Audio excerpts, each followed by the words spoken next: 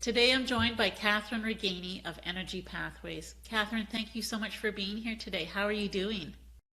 Great, Karen. Thanks for having me. I'm so excited to be here and join your podcast and be with the energy of the people that you bring together. Well, the pleasure's all mine. Kathryn, I thought we'd start with a little bit about your background. Can you share a little bit of how you got started in doing what you're doing today? Sure.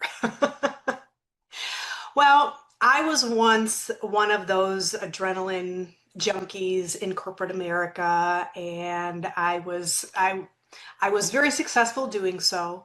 And it's just an environment where it's the good old boys club, right? In a corporate type of an environment. So I would um, join them in their good old boys games. I was very successful. Um, I got lots of awards and things like that. But really, on the inside, I was really starting to burn out. And my relationships at home were in tragedy. So I found myself in the middle of a divorce, looking in the mirror one day saying, how did I get here? I was so frustrated and tired and just, I felt like somebody else. I felt like a dragon woman who had just poked her head out of me, and I didn't know who I was anymore. So I started to do some very specific things that really helped me center myself in who I was, who I truly am, because I had been so caught up in the good old boys game, I had forgotten. So I got started with learning about energy healing modalities. I started learning about how to use my physical body as a navigation device, sort of my yes and no, and should I do this, should I not do this kind of thing.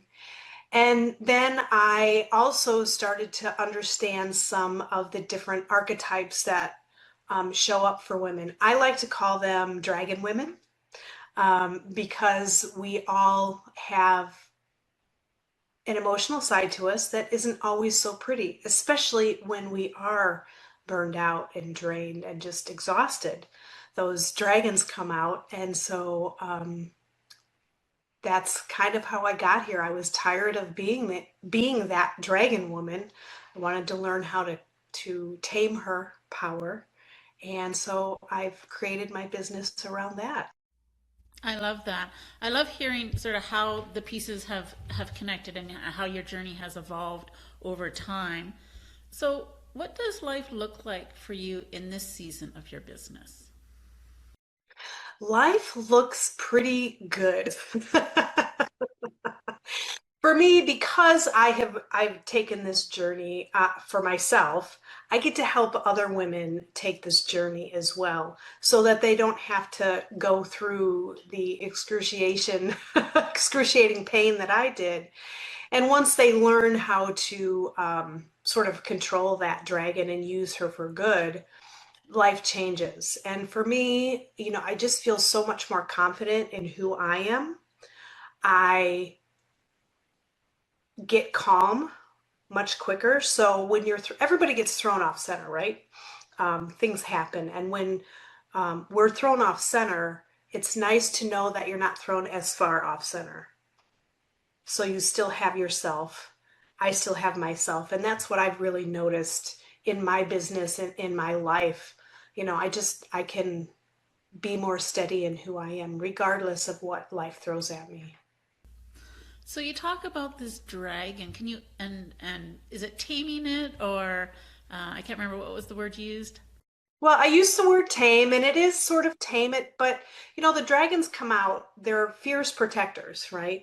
So if they're coming out and you're starting to, spew fire out of your mouth and burning people's faces off with those emotionally charged statements that you don't necessarily mean to say, um, that dragon is trying to tell you something. You're tired.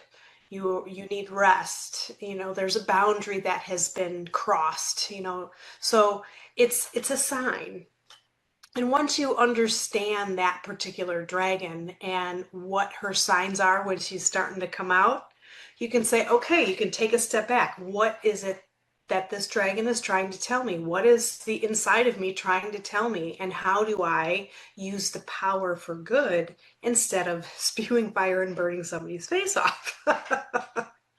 And that might look like standing more into your power and being able to say no, or gosh, that doesn't work for me, but what about this? So it's really starting to learn what your boundaries are, where you need to create more resilience in your life or your leadership. And how many dragons are there? Well, I have five dragon types that I talk about. The fire dragon, which is the one who really starts to uh, the go-getter kind of person, and sometimes when the dragon is starting to come out, they might be a little bit upset because people aren't as quick as they are. So that's one of the dragons. Another one is the smoke dragon, and that one is much more of a sort of a team player. They want to get everybody involved, but forgets about themselves. Does anybody know that dragon? So sometimes that dragon may show up as far as, gosh, can't anybody see that I need support too? I'm giving so much to people that I need support too, but I don't dare ask for it. So then that builds up inside of you, and it comes out in different ways that way. So then there's the unsettled dragon, which is kind of going in all kinds of different directions, doesn't really stay focused on one thing. And they've got too many balls in the air and they can't stay focused. And then there's the stoic dragon, who's very analytical and has the process down and doesn't dare show vulnerability or emotion to anybody, but that starts to build up. And so, that may show up as a specific dragon. And then, let's see, ice dragon. Did I get off of the ice dragon? Um, Sort of shuts down. They just get really cold when they're overstressed. So it's almost like they're disconnecting from you, and that's not necessarily a good thing when they actually need to connect. So those are the kind of five fun, and it's meant to be fun, fun dragon types. Yes, sometimes we can get ugly, but if we learn about our dragons and how to really use them appropriately, they really are our best ally. I love that. And when you're working with your clients, do you find is it one or two that are most predominant and the other ones sort of fall by the wayside? Well, it's really interesting. I get that question a lot, and I notice one is their dominant one. But then, depending on the situation and depending on sort of the person, even, um, the different dragons can show up as well. So there is one predominant one, and then the other ones can show up intermittently in different situations. So it sounds like they're context specific. Well, they can be context specific, yeah, because if you're at the office, you might be a go-getter at the office, but at home, maybe you're a little bit more casual, a little bit more like the coach or the one who wants to make sure everybody's involved. So it might depend, which dragon is going to show up in which context, or even depending on the project at work, So um, I've found that mostly people have one primary dragon, but just like the different personality types, right? There's a little bit of all the dragons in us. Yeah, I love that. I love that. And I love the analogy and the way you work with, I guess, the underlying energy and emotions that are represented by each dragon. Yeah, interesting work for sure. Just sort of switching gears a little bit here. Every business has its rhythms. What's been what's been flowing easily for you these days, and what's been feeling a little messy? Was well, right now we're in the autumn season, so this is when things start to sort of die down. Um, and by dying down, it's more of a restful sort of state, so that it's kind of been a nice time for me because now I can start to just take a step back, reflect on all of the success that I've had this year, and start to feel into what comes next for the next year. So, as we were talking about before we started recording, I was talking to you about getting more uh, social media out there, and that's challenging for me. So I guess that would be the most challenging part, deciding what is most important for my clients to hear. What do new clients want to hear? How do I get it out there most appropriately? Um, Taking all of that from what I've gained through this year and how I want to present that into next year. Sounds like you have a lot to sort of think about and plan for, but it also sounds exciting at the same time. It's very exciting. Yes, definitely. Catherine, we all learn the most when things don't necessarily go according to the way we expect. Is there something that didn't work out for you in the past, in this journey of yours? And what did that teach you? Well, um, there's lots of things in my journey that haven't worked out, and that's really how I came to this. It's called the Resilient Woman Leadership Program. And I remember early in my career, before I had understood more about, dare I say, emotional intelligence, but emotional intelligence, understood that, I have total control over me, and this physical body can tell me. It's a navigation system, so it gives me clues into how am I doing, how am I moving forward. And early on in my corporate career, I did have some, we'll call them dragon moments, because that's what they were, where I just felt really defeated, because things were not going the way that they had in the past. And I think it was because I just sort of got disconnected from myself. I didn't use my intuition or my knowing like I had before, because we were in such a go mode. And I notice whenever I get in too much of the go mode, I do start to lose track of my center. And that's when things sort of go wild. So being able to, I mean, after having learned, after years of learning how to really come back to that center, has really, really helped.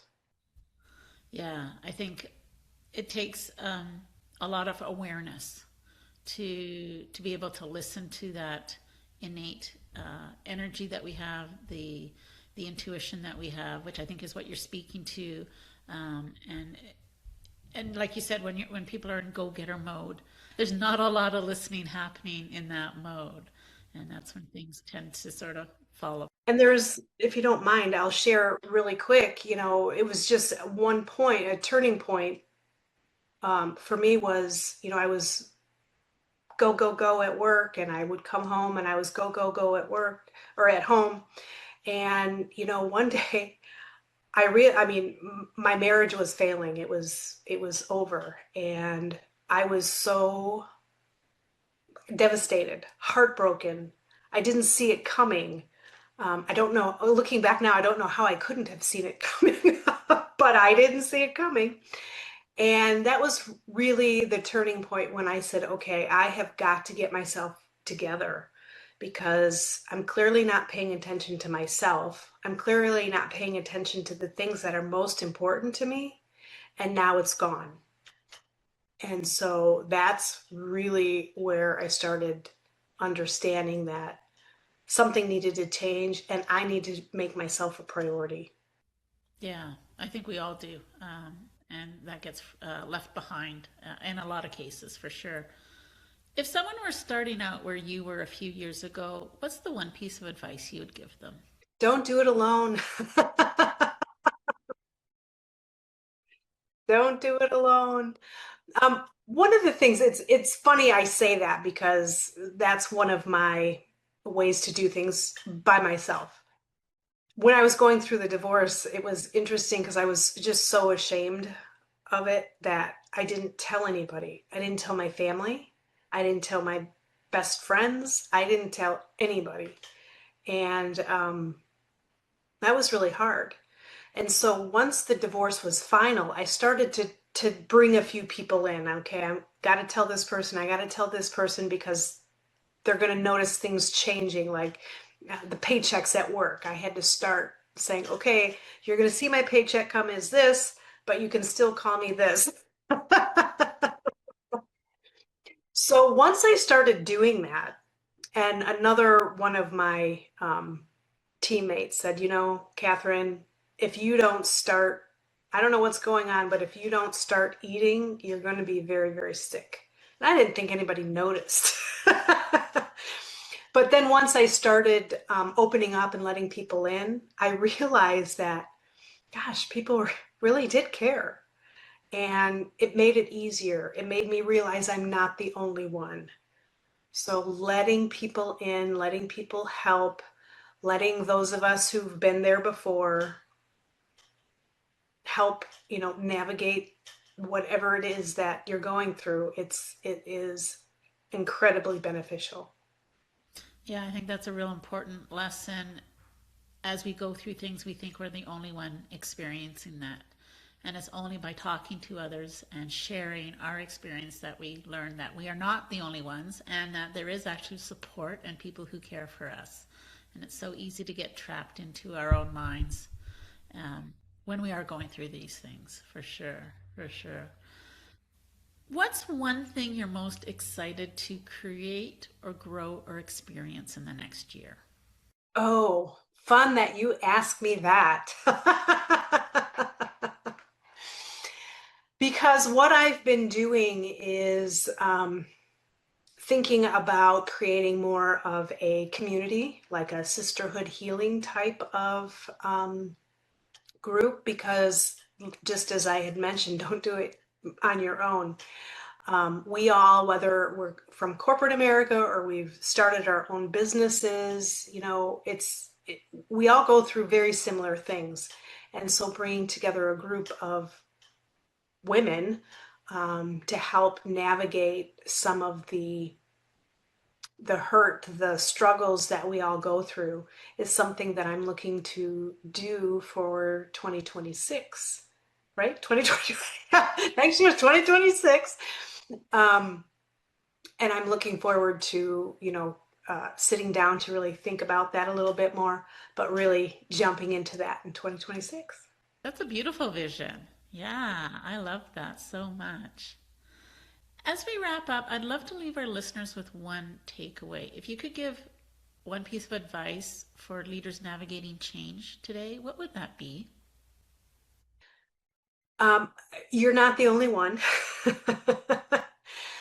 Find somebody that can help you really lead from your core, not from somebody else's core, but lead from who you really are and how you best lead. Learn those steps, learn those strategies, and trust yourself. Yeah, very important and very sage advice. Kathryn, thank you so much for sharing your story today. Where can our listeners find you online? You can go to my website. It's energy-pathways.com, and you can find out all about me there. That's great. We'll be sure to link that in the show notes below. And thanks again so much for joining me on the Leadership Podcast. Thank you for spending your time with me today on the Leadership Lab podcast. My hope is that this conversation sparked a new perspective or reinforced something you already knew. Until next time, keep leading with curiosity and intention.